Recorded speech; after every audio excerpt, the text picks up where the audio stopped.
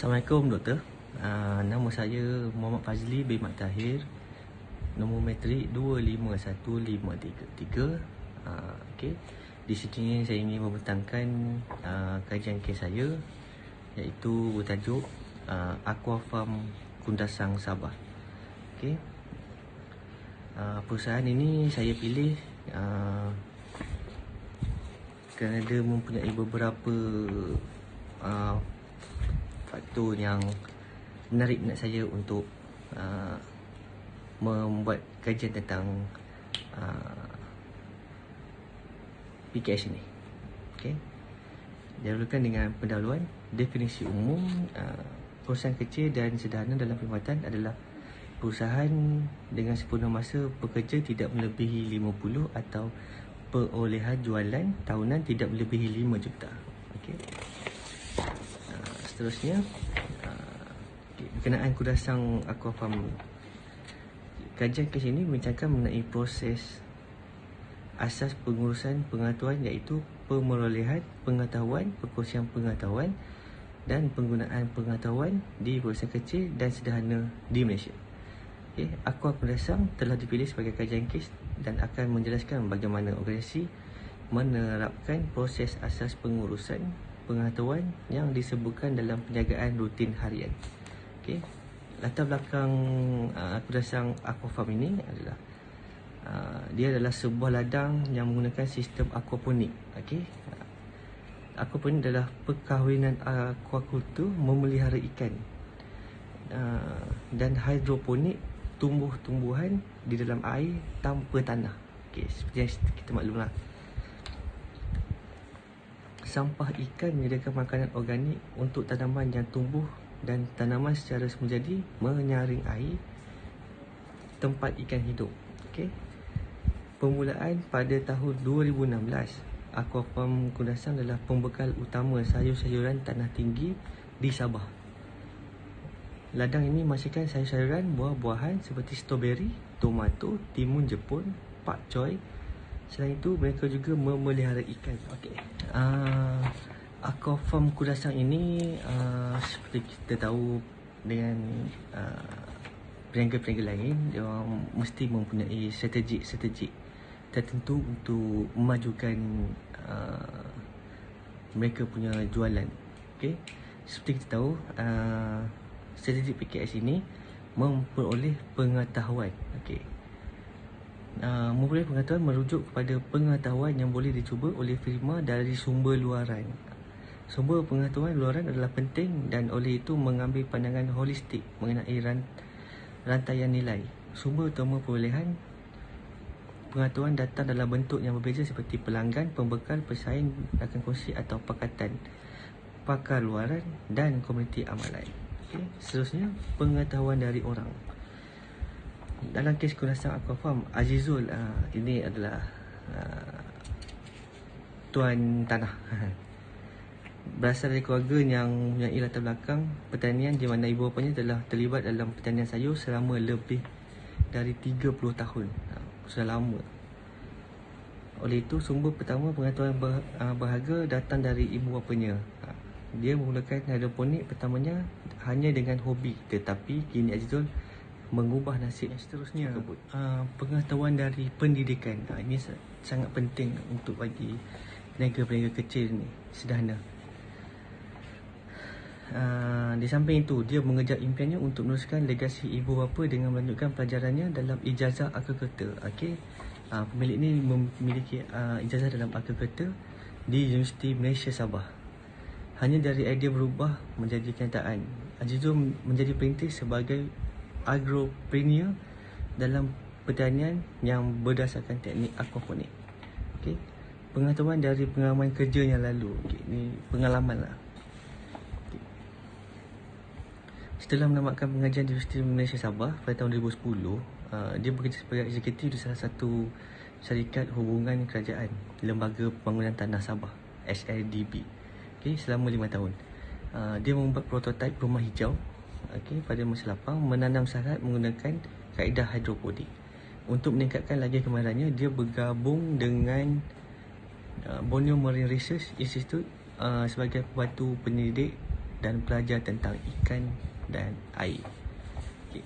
Seterusnya, pengetahuan dari pakar luar. Azizul juga mendapat pengetahuan tambahan dari luar mengenai aquaponik semasa latihan industrinya di Kansai Busan Production. Okay, di Jepun dia dah sampai ke sana untuk meningkatkan ilmu dia.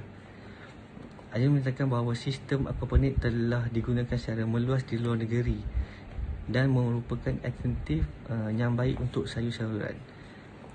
Seorang petani sering perlu memiliki varieti teknik penaman yang lebih baik dan lebih memahami rantaian nilai. Sebagai contoh, seorang petani memerlukan akses yang lebih baik ke input agri seperti biji, mulsa, baki biji, baja dan racun perosak serta cara menggunakan dengan selamat. Pengetahuan dari pelanggan, ini pun sangat penting untuk feedback dari pelanggan-pelanggan kita. Dia mengumpulkan maklumat yang berkaitan dengan pemasaran melalui maklum balas pelanggan. Pelanggan menjadi sumber yang kuat untuk Kundasang Aquafarm menghasilkan produk organik. Pada masa kini, pelanggan lebih suka produk organik daripada produk kimia.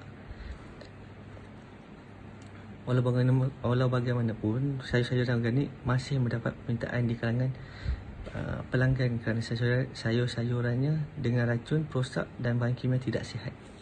Seperti kita tahu sekarang banyak sayur-sayur menyembuh racun untuk serangga sebenarnya, tetapi dia membawa kesan kepada manusia juga. Pengetahuan dari pesaing, ini pun penting. Kundasang Aquafarm memperolehi pengetahuan daripada pesaing.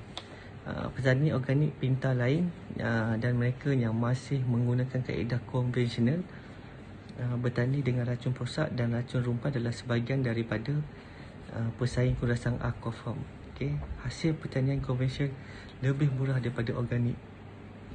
Selain itu, pertanian pintar yang menggunakan drone dan robotik juga menjadi pesaing Kundasang Aquafarm. Okay. Teknologi yang digunakan ni menjadi pesaing kepada Kundasang Aquafarm ni. Pengetahuan dari komuniti amalan.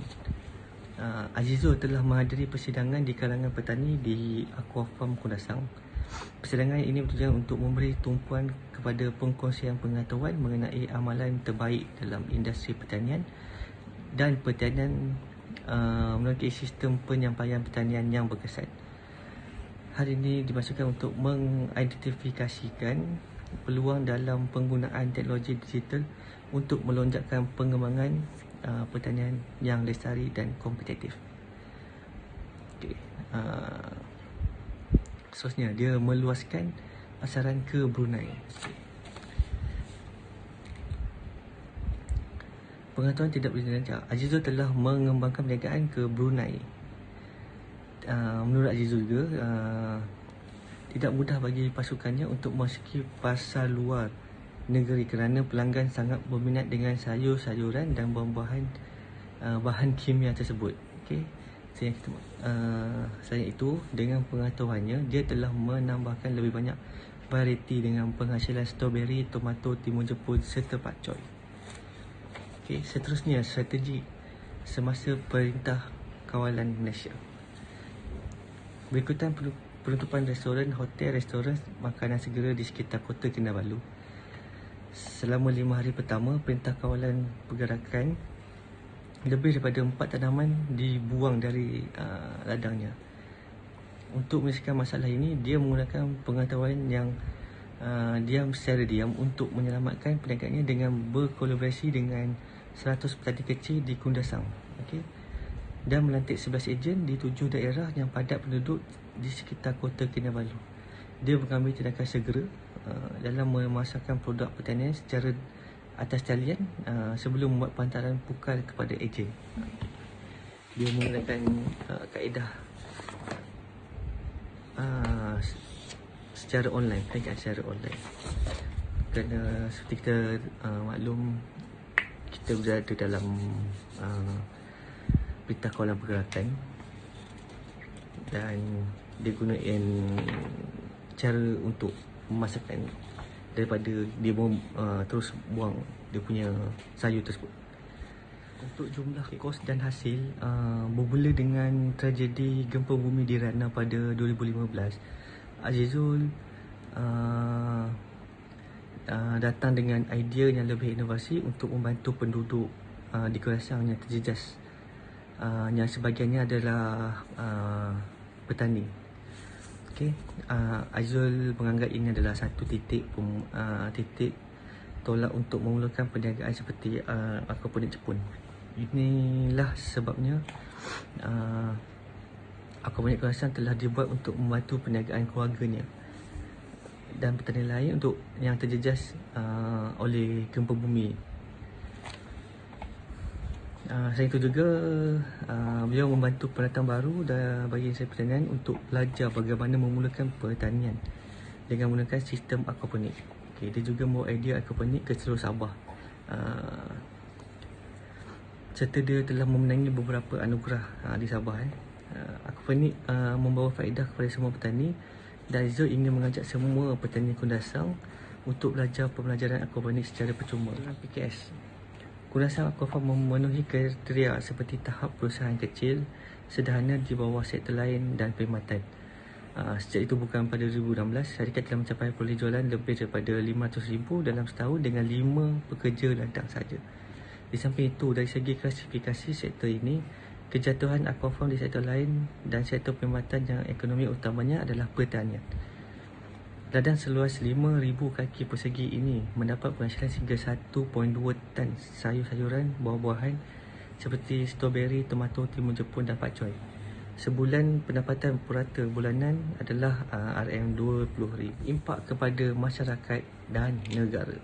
Berdasarkan yang disebutkan di atas, 3 proses asas telah diterapkan sepenuhnya di Aquafarm Kundasang. 3 proses asas adalah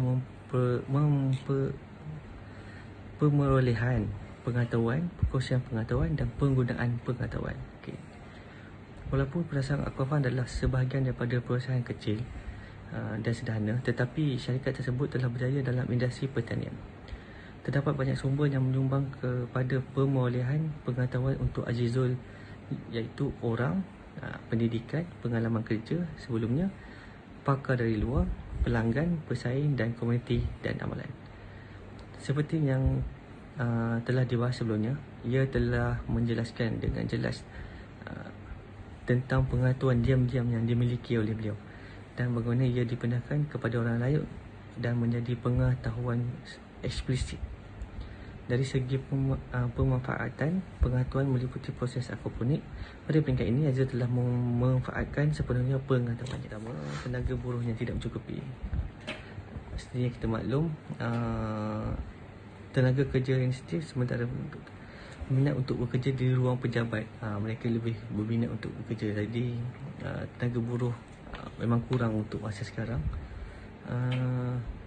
Bilangan pekerja di sektor pertanian telah menurun sebanyak 8.2% dan juga pekerja yang bukan warga negara menurun sebanyak 7.1% berbanding tahun 2015. Ini daripada DOSM. Okay. Keduanya, gagal dalam pemindahan teknologi. Faktor teknologi menjadi ancaman kerana pemodenan pertanian. Di Malaysia, kami mempunyai banyak teknologi yang kurang sesuai kerana kurang penyesuaian. Ladang berteknologi tinggi moden menjadi lebih mencabar setelah kebanyakan petani adalah warga emas. Seterusnya, keselamatan makanan. Okay. Isu keselamatan makanan yang memerlukan pemerintahan memperkukuh jaminan bekalan untuk menjaga krisis seperti yang terjadi pada 2008. Stok makanan utama seperti beras perlu disatukan dan setakat ini untuk beras ia meningkat dari 30 hari hingga 45 hari. Ini bermaksud bahawa jika tidak ada pengeluaran atau import beras, Malaysia dapat bertahan tanpa bekalan ini dan tempoh tersebut.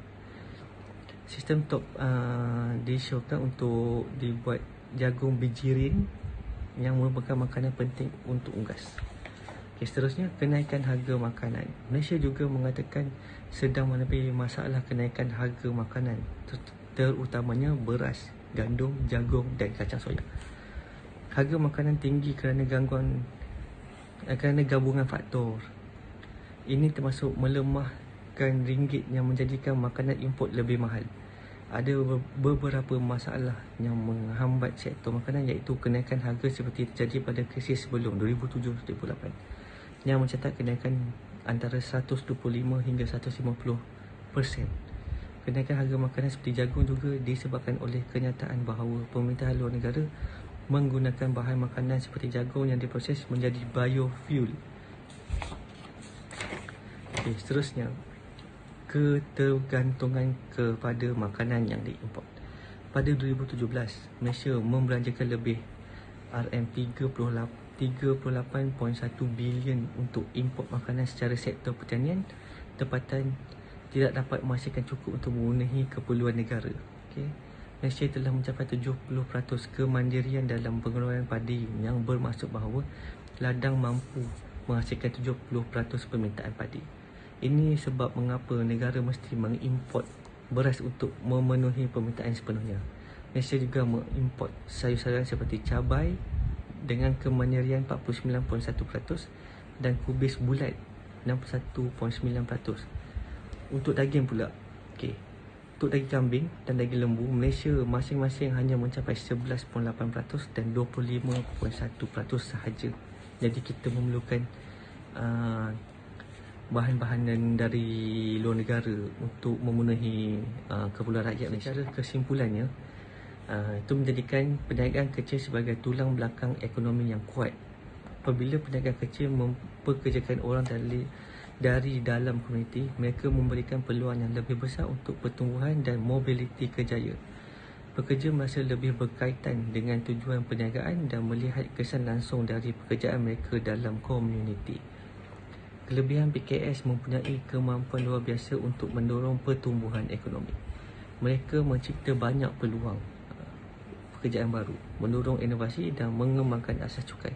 PKS juga meningkatkan persaingan antara rakan sebaya dan meningkatkan senario pasaran.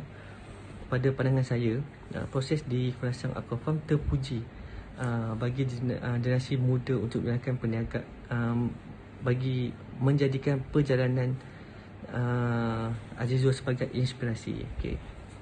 Penuh dengan inspirasi dan kerja keras agripreneur, muda seperti Azizul dapat menjadi teladan kepada orang lain.